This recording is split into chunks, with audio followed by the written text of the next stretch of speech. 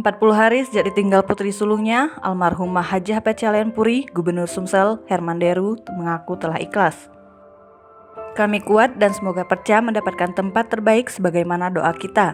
Dan mudah-mudahan Perca tetap menginspirasi cita-cita besarnya mengabdi kepada masyarakat. Ungkap Deru pada peringatan 40 hari meninggalnya Hajah Pecelen Puri yang dilaksanakan pada Rabu 29 September 2021 malam di Geria Agung, Palembang. Pada kegiatan itu, Deru mengucapkan terima kasih kepada para petakjiah yang sudah datang secara langsung maupun secara daring. Ia mengungkapkan kebanggaannya terhadap putrinya. Dari meninggalnya Perca sampai 40 hari selalu ramai dan banyak orang yang mendoakannya, baik dari Palembang maupun Sumsel bahkan luar pulau, ungkap Herman Deru. Menurutnya, yang ziarah ini ada yang datang menggunakan angkutan umum, ojek, bus, dan lain-lain sesuai kemampuan mereka. Ia berharap agar Perca mendapatkan tempat terbaik yakni di surganya Allah.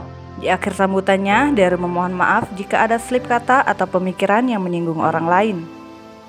Dari pantauan infosumsel.id, di dalam Zoom meeting tersebut diketahui acara itu untuk mengenang 40 hari almarhumah Perca dan terlihat ribuan orang yang hadir di via Zoom.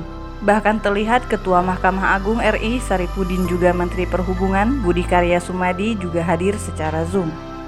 Dalam acara tersebut juga terlihat penceramah Ustadz Abdul Somad atau biasa dipanggil UAS yang hadir secara langsung dan memberikan tausiah.